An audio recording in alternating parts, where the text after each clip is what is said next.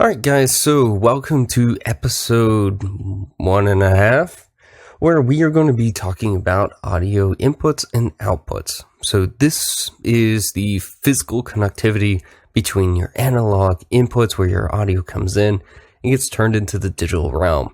And we're going to talk about how to set this up because it is the most important, because it sets the stage for the rest of your audio.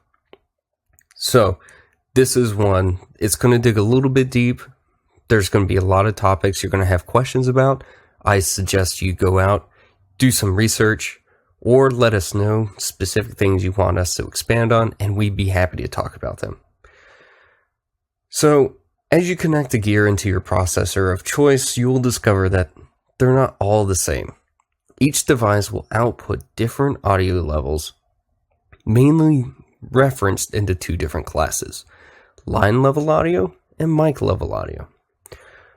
Line level audio is usually plus 4 dBu on the professional side, which is 1.228 volts RMS, or on the consumer side, you'll see negative 10 dBu, 0.316 volts RMS. That's quite a range.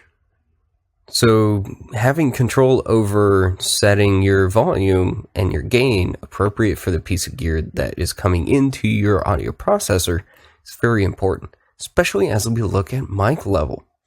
Mic level is usually negative 60 to negative 40 dBu, which is 0.001 volt to 0.01 volt. That's even a range in itself. So you can see how much gain you have to apply to some of these just to get them all to match up. And every mic is going to be different. Each piece of gear is going to be slightly different. How far away the piece of gear is from the DSP, well, the voltage will drop slightly before it comes in. So having this control is very important. And how you apply this control is important.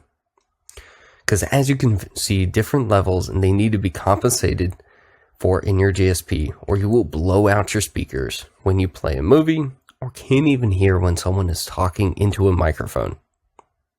When we do this is called a preamp gain. This gain is applied just before the analog to digital conversion. This also increases the sensitivity of any microphone, which increases the chance of feedback, so use cautionly. My suggestion is to set this gain anywhere to your input meter is reading negative 12 dB to negative 6 dB when using the microphone correctly. This also gives you some headroom when someone is yelling into the microphone. This also finds a balance between clipping the input and having enough input signal so no digital gain needs to be applied. Gain can also be applied to the output depending on the type of gear being connected and the signal it requires to run. Doing your research, matching your output strength to the gear's specific input will ensure all of your audio is crisp and distortion free. There are two different types of microphones on the market: dynamic and condenser. A dynamic microphone does not require any type of external power to operate, but a condenser microphones do. The power is called phantom power. The condenser microphone will not operate until it is sent phantom power, but a condenser microphone will just, quote, ignore the voltage it is being sent. Now let's talk about clipping. I mentioned it earlier. Clipping is bad, plain and simple. Clipping is where you are distorting the audio waveform due to overdriving an amplifier, and the amplifier is attempting to deliver a voltage or current higher than it was designed.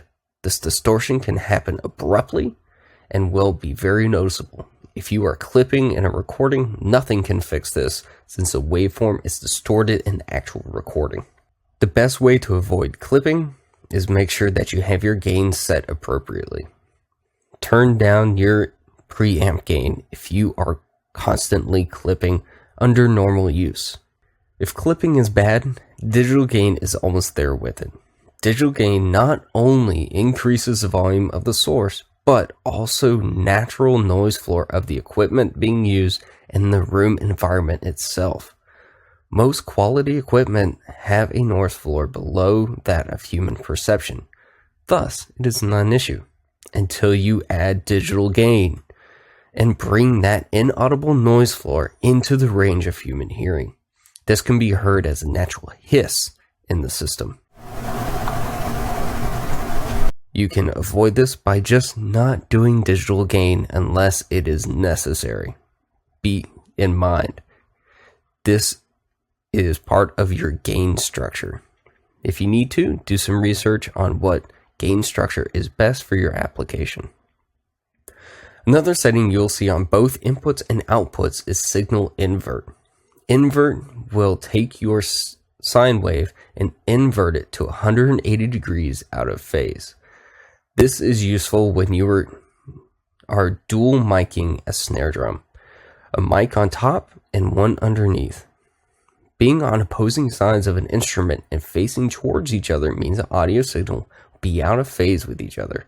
From the perspective of when the drummer makes a strike on the head is moving away from the top mic, negative pressure, and moving towards the lower mic, positive pressure, thus making their sine waves 180 degrees out of phase.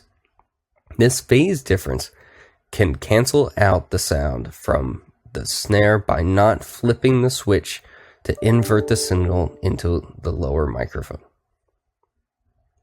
This phase difference can cancel out the sound from a snare drum by not flipping the switch to invert the signal on the lower microphone.